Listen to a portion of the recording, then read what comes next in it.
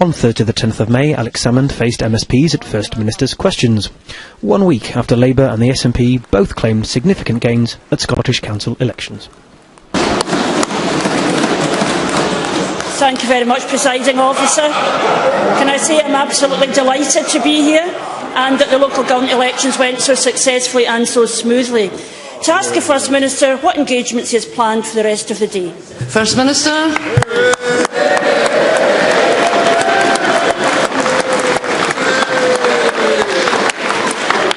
We should just stop there then, shouldn't we? Later today I'll be speaking to the Managing Director of German company BASF, who with the support of the Scottish Government have agreed today to an £18 million investment in Scottish company Equitech for a new manufacturing base on the Isle of Lewis, creating 90 new high-quality jobs, securing the 10 that are there at the present moment. The announcement of 90 jobs created in the Western Isles is an extremely welcome development. To put that into context, in a city of this size, that would be several thousand jobs in terms of impact on the economy. And I'm sure the whole Chamber will welcome these quality jobs coming to a fragile area in terms of the economy, but a wonderful part of Scotland. Lamont. I'm sure the First Minister is aware that the Western Isles is very dear to my heart, indeed to my own family, and I think perhaps people will welcome that announcement, although they are sceptical about some of the decisions the Scottish Government has made in recent times have had a very significant detrimental impact on Western Isles. Can I ask the First Minister what lessons he has learned from last week's local elections? First Minister. Well, unlike perhaps some members of the Labour Party, simple arithmetic would be probably one in order. And I'm delighted that the SNP emerged with 424 seats around Scotland, a gain of 62. I know that Johann Lamont's very pleased to emerge with 394 seats, a gain of 46. But I think when a party extends its number of seats, its lead over its main rival, and wins an election, then that's a reasonable lesson for the Scottish National Party to learn, not just one of arithmetic, but we celebrate that political success. Well, for once the First Minister has indeed answered the question, because his answer is, what lessons? None.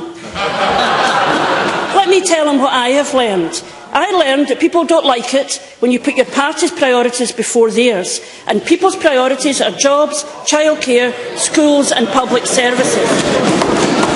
Instead, the First Minister has put Scotland on pause, getting rid of nurses, teachers and local government workers, and last week the people of Scotland sent him a clear message. And yes, they had a message for us. Yes, they had a message for us. Yes, they had a message for us. It's known, listening and learning, that while we have made progress, the Scottish Labour Party has a long way to go.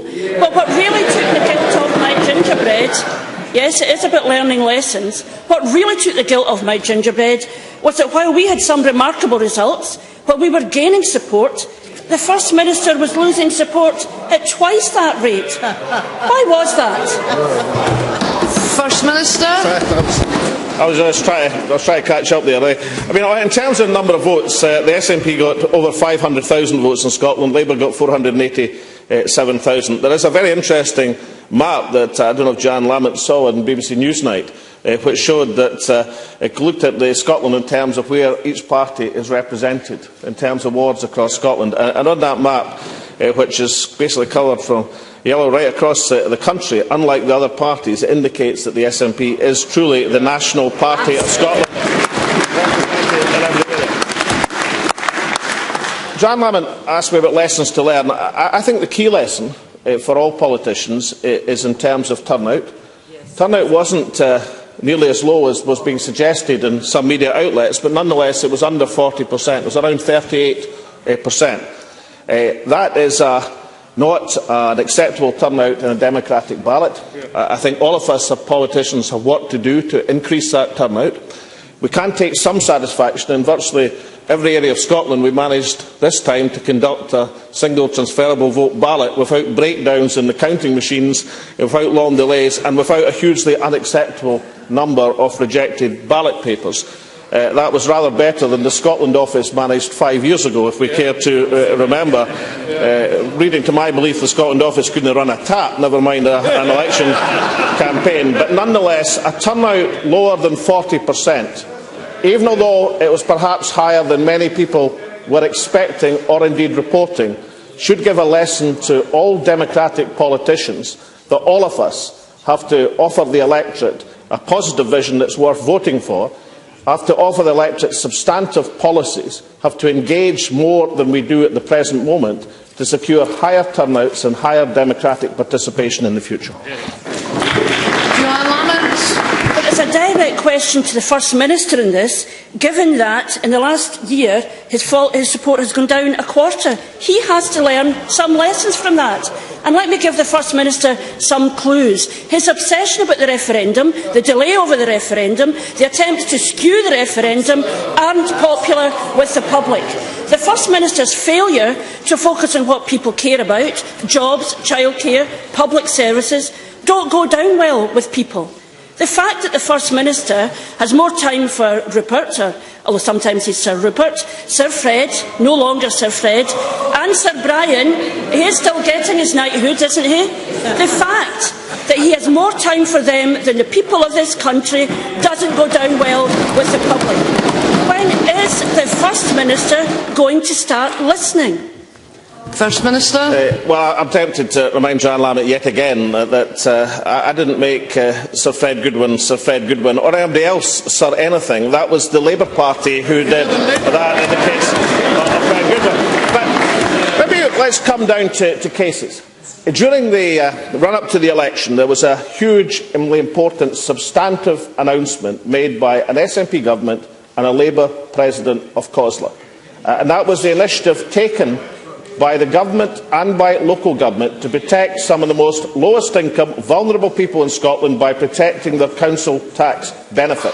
Something that's not happening south of the border, but something that's going to be protected in Scotland as per that announcement. Now, I thought that was a very substantial theme and significance to the 560,000 low-income Scots, half of them pensioners, who are going to benefit from that substantive move by an SNP government and a Labour President of COSLA. How was it then that over the last few weeks of this question time, the very last thing on Johann Lamont's mind was jobs, the very last thing was the issue and the initiative on the council tax benefit? She wouldn't put the substantive issues which are meaningful to people. So before Johann Lamont says to this government we should engage, then when we do engage and we bring forward a substantial initiative called for by the Labour Party, then let's have some discussion about what it means to the lives of ordinary Scots.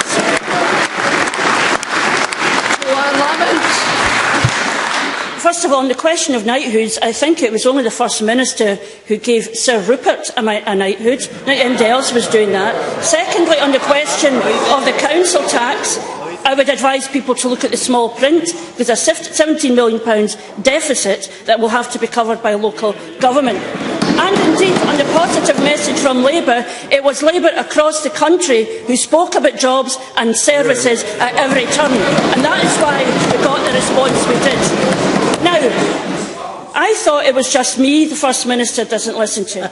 It's in fact now, self-evidently, the public too, and his own backbenchers, and perhaps even one or two on his front bench. For who is the senior source? The senior source who said the people of Scotland don't like arrogance. Or what about the wise words of perhaps self-styled rising star Humza Yousaf?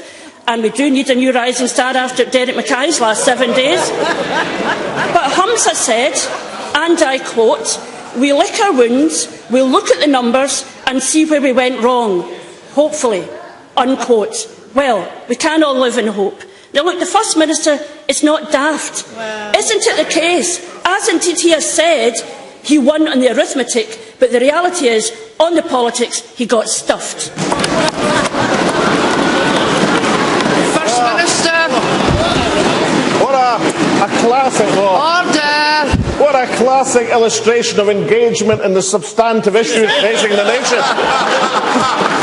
What a lot of nonsense in terms of the framework of that question. The last thing that John Lamont wants to talk about, when we made major jobs announcement, never he wants to talk about the last employment figures in Scotland showing us with higher employment and lower unemployment elsewhere in these islands, never mentioned by the Labour Party because it doesn't fit the Labour Party's narrative of only looking at the negative, pessimistic side of politics. Never celebrate an achievement and the most grudging acknowledgement of the important jobs boost to the Western Islands. Can I brightly remember to John Lamont, they never introduced road equivalent tariff, never mind anything else for these Western Islands which are so dear to our heart. But I have to tell John Lamont that in terms of the larger number of councillors which the SNP achieved, the larger number of gains that we achieved, doubling our lead over the Labour Party, winning the popular vote and having a councillor in virtually every ward across this country. If Johann Lamont wants to keep celebrating Labour Party defeats in Scotland, that will be fine by the Scottish National Party. Question number 2, Ruth Davidson. To ask the First Minister when he will next meet the Secretary of State for Scotland. First Minister. No plans, near future. Ruth Davidson. Well, the First Minister says that he wants to engage in a substantive issue, so let's do so. When ministers allowed universities to charge for the rest of UK students, they said that the whole system was based on where you lived. If you lived in England, Wales or Northern Ireland, you had to pay up to £9,000. A week ago, this all started to unravel when Northern Irish pupils were told that possession of an Irish passport could result in their fees being met by Scottish taxpayers.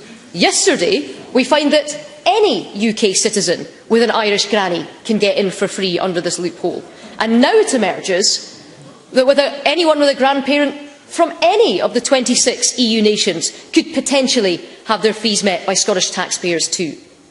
The Scottish Government's defence for this massive confusion appears to be, in short, that nobody's noticed yet, so it'll all be all right. Well, that's not good enough, because we need to clear up this confusion now. We need to fix the Guinness loophole. Mike Russell has said that fees would be paid according to where you live. Now it appears it's what passport you hold that matters. First Minister, which is it?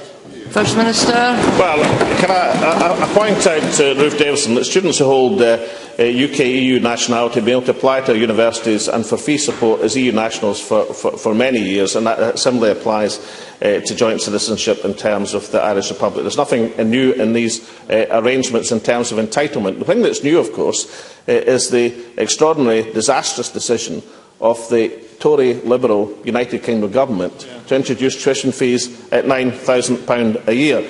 That is what created the issue that this government had to deal with. And if we wind the clock back a year or so to Ruth Davidson's predecessor, then in question time after question time, she told me that the Scottish universities would never be adequately funded in the arrangements that the SNP were bringing forward. Now, I think by general acknowledgement, certainly by every principal in Scotland, the universities in Scotland are the best funded of any university and institutions across these islands. Absolutely fantastic in terms of the investment in our university system. So all of the cries of doom and gloom and forebodings of disaster to come that the Conservative Party so disastrously deployed in the election campaign in Scotland have come to naught. And similarly, this latest question, there is nothing new in terms of these arrangements. There is no evidence of a serious difficulty affecting our universities at the present moment. And this scare story by the Conservative Party will dissolve just as surely as the scare stories that the universities wouldn't be properly funded in Scotland. The only semblance of truth in any of that arrangement was if the Conservative Party were ever allowed anywhere near government in Scotland, then certainly our university would suffer as the English universities are suffering at the present moment. Ruth Davidson. Well, if joint citizenship applications are old news, only put out by the government this morning, why were they not identified in the 2011 consultation order then? We have confusion compounded by complacency, and it's not just the Conservatives that are asking First Minister. The NUS President, Robin Parker, who speaks for students, says he's desperate for clarity. Gordon Watson, the President of University and Colleges Union, has warned that a huge rise in such applications are likely next year. Scottish taxpayers already fund EU students at our universities to the tune of £75 million a year. The continued incompetence of this Education Secretary could cost untold millions and see thousands of Scots unable to study in their own country. Introducing rest of UK fees was supposed to stop Scottish students getting crowded out of university here, apparently. This shambles makes a mockery of that aim, and it blows apart the budgets of our universities, who have already set fees for people who now may not have to pay. As the Education Secretary is in denial, will the First Minister step in and sort this out? First Minister. Ruth Davidson's question is going to change the fact that her imagined calamity that she thinks is going to happen hasn't happened no more than the imagined calamity that the Conservative Party forecast last year. The real calamities that are happening in Scotland are things like the regimental traditions being traduced by the Conservative Party. Despite the commitments made by her predecessors, previous Conservative Party leaders who promised that the regiments would be maintained, now not even the cap badges are maintained. So let's talk about the Conservative disasters of today, that these imagined problems that this government will deal with, as we have dealt with every difficulty presented us with the Conservative Party. Graham Day. Thank you. As the First Minister has indicated, I know he is aware of the potential implications of the UK Government's defence review for our historic regiments. But can I specifically draw his attention to the concern and anger of my constituents in Angus, an anger and concern that is shared throughout Dundee, Perthshire and Fife, over the possibility and the local identity and the proud traditions of the Black Watch being lost, either through a regimental merger or coming to be known simply as Three Scots. And can I ask him if the Scottish Government will be seeking to make Westminster understand just how unacceptable these proposals are for Scotland? First Minister. Yes, we will, and yes, we are. That Bruce Crawford wrote to Phil Hammond, the Secretary of State for Defence, the 2nd of March, and to Andrew Robathan, the Minister of Defence Personnel, on the 11th of April, signalling concern about the rumours of such a move with the threat to historic regimental names, seeking further clarity on the transformations process. These ministers responded that it was too early to discuss these matters in detail, but that Nick Harvey MP, the Armed Forces Minister, would update Mr Crawford in due course. We still await further contact from Mr Harvey's office. So, in the terms of the arrogance that is being deployed to, crucially, elements of Scottish regimental tradition, there is the arrogance towards not just this government, to this Parliament, that when things are splashed all over the papers, we are still awaiting Nick Harvey's letter telling us what exactly their plans are. So, not only have the Conservative and Liberal Democrats understated and underestimated the huge element of tradition and sentiment that acquires to that golden thread of tradition, they have revived, and I have just received this press release, the Save the Regiments campaign, which points out in its news release today, since the news of the Tories' disastrous plans for the Scottish Regiment less than 48 hours ago, the face group Save the Regiments campaign has attracted nearly 1,500 members and continues to grow. I think the Conservative and Liberal Democrats will find out they will face the same opposition to their plans as the Labour Party did some years ago. Question number 3, Willie Rennie. To ask the First Minister what issues will be discussed at the next meeting of the Cabinet. First Minister. Next meeting of the Cabinet will discuss issues of importance to the people of Scotland. Willie Rennie. The British Prime Minister has pledged his support for equal marriage. Yesterday, US President Barack Obama declared in favour. Can the First Minister guarantee me that he will bring equal marriage to Scotland? First Minister. Well, my personal views clear in the election campaign. I haven't changed my mind, but we're in a consultation process at the present moment. We've received, I think it's some 60,000, it might be more, responses to that consultation. That's taking some time to analyse. These responses will be published next month, and the process will take course in the proper and usual manner. I don't think, in terms of this issue, I don't think that Willie Rennie helps matters by trying to stop that process in any way following its proper pattern. Because regardless of my views or Willie Rennie's views, he'll have to understand that this is a matter which excites substantial interest among large sections of the Scottish population. And if we are to get, as I hope we do, to a resolution of this issue which is entirely satisfactory in keeping, I think, with Scottish tradition and the tradition of this Parliament, then whatever else we do, and whatever side of the debate we come from, then we have to treat this matter sensitively and properly. Willie Rennie. Surely, if a British Prime Minister and a US President can proudly declare their support, he should not be so timid.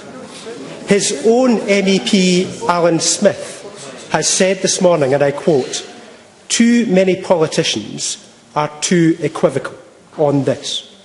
Why has the First Minister chosen to be one of the equivocal people, criticised by his own side, rather than joining proudly the progressive world leaders in support of equal marriage? Surely, if it's good enough for Obama, it's good enough for Salmond. First Minister. Well, can I gently point out that describing whatever else he might think about him, David Cameron, as a progressive world leader really sums up the difficulty of the Liberal Democrats in Scotland. I don't know if Willie Rennie actually believes that David Cameron is a progressive world leader, but if he does, then it simply explains the vast, overwhelming departure of any semblance of a Liberal Democrat party. And if he thinks he'll get any help or support from the Conservative Party, he should have a look at Ruth Davidson's press statement earlier this week describing the Liberal Democrats as defunct. Now, in terms of the issue, I've made my personal position perfectly clear on this issue, but I've also got a responsibility as First Minister of Scotland to make sure that this debate is handled sensitively and correctly. We've had a huge number of responses to the consultation, and we will proceed in that manner, so that everybody, regardless of their views, will understand that these responses are being properly analysed, properly produced, and the matter will be brought to a proper conclusion. Question number 4, Joe Fitzpatrick. To ask the First Minister what steps the Scottish Government is taking to address the findings of the recent World Health Organisation survey, Social Determinants of Health and Wellbeing of Young People, Health Behaviour in School-Aged Children study. First Minister. Well, it was a very encouraging report from the WHO.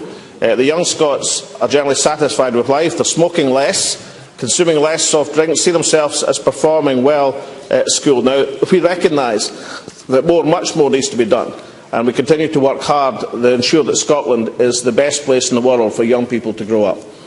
Joe Fitzpatrick. I thank the First Minister for his answer. It is clear from the report that there is room for improvement, but it's also clear that Scotland is moving towards a healthier society. With the support of the SNP government, the minority City Council in Dundee took steps to improve the health of all Dundee's residents. Work started on a £30 million swimming pool. £300,000 has been provided to upgrade the city's velodrome. 20 primary school teachers have been funded to undertake postgraduate training in physical education, and £170,000 has been earmarked to improve the city's infrastructure to encourage people to walk and cycle more often. These may be some of the reasons Can we get why... to the question, please? Does the First Minister agree that these may be some of the reasons why the people of Dundee elected a majority SNP administration last week? First Minister. Yes, I do, and not even the ranks of the Labour Party will want to claim Dundee as a success for their party. Neil Bibby. Well, First Minister, there was a bit of a different result in Renfrewshire.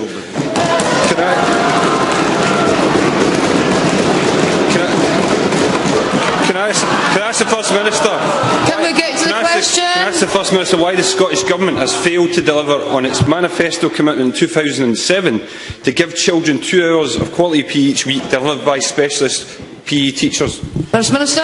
Well, I think Neil Bibby should reflect on the fact that was a theme of the refrain from the Labour Party in the parliamentary elections last year, another election that they lost across Scotland. We've made very substantive progress towards these targets, a remarkable transformation from the situation that we inherited. I do think in a whole range of these matters, and PE school is certainly one of these, I do advise the new Labour members who replaced the Labour members who got knocked out last year should have a look at what happened in 2007 and the position we inherited and the substantial improvements. Well, there's one of the older Labour members. They don't even have to look it up. One of their older brethren can tell them for himself just the disastrous position we inherited and the huge improvements on pay and nursery care across the range of social provision that this government has implemented. Question number 5, Lewis MacDonald. To ask the First Minister what action the Scottish Government will take in response to the independent report published following the Ryan Yates case in Aberdeen. First Minister. Well, firstly, I'm sure the whole Chamber will want to pay tribute to the courage and strength of character displayed by a grandmother who fought so bravely to protect her grandchildren from Ryan Yates. It was indeed a despicable crime.